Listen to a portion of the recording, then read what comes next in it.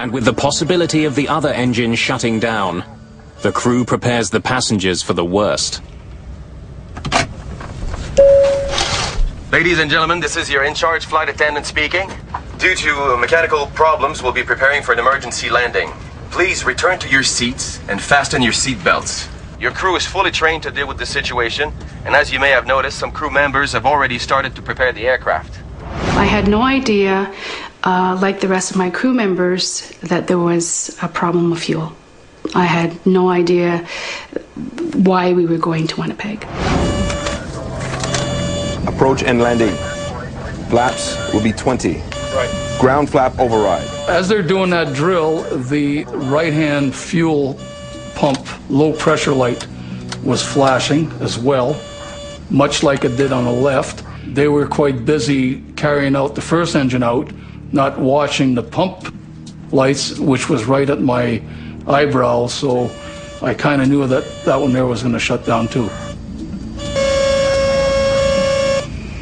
What was that?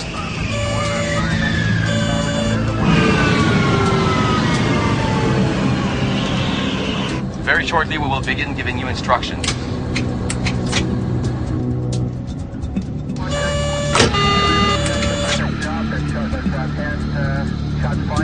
How come I have no instruments? Our beautiful colored engine and flight instrument displays simply went black. It's exactly what Pearson had feared. He's lost both engines. At 26,500 feet, still 75 miles from the nearest major airport, he's out of fuel. Winnipeg, Air Canada 143. Air Canada 143, go ahead. Just lost both engines. When both engines shut off, I think he said, "Holy, I'm talking to a dead man." 143 just lost their engines. It's highly unlikely that anybody's going to survive this. Because I could see them trying to make a turn and spinning in. An airplane's engines not only provide thrust, they also generate the power needed to manipulate the plane. It would be completely uncontrollable, but modern airliners are like a Swiss Army knife with one last blade hidden away.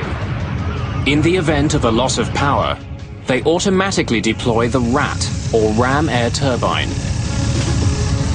It's spring-loaded, and the propeller that drives this small hydraulic pump is about the size of a propeller you would see like on a little Cessna 150.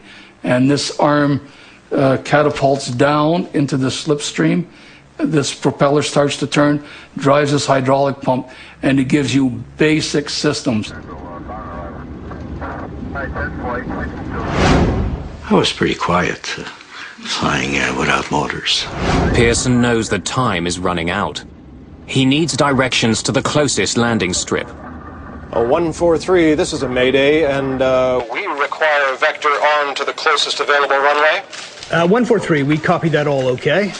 But the loss of the plane's engines has had an unexpected consequence at air traffic control. They're gone. They were right here. We've lost him. He's dropped off the screen. I need primary radar.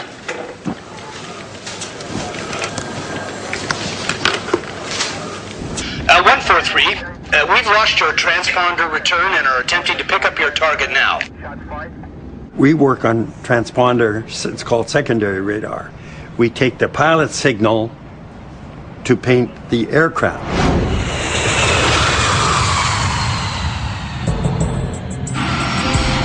Commercial jetliners are equipped with a transponder, a device that transmits coded information which air traffic controllers use to determine the plane's location. But when Flight 143 lost its second engine, only a small number of items got backup power. The transponder was not one of them, so the plane disappeared from Hewitt's screen. Flight 143 is somewhere east of Winnipeg, but no one knows exactly where or how far it is from the airport. In spite of its enormous weight, a 767 doesn't plunge from the sky when it loses its engines. Its aerodynamic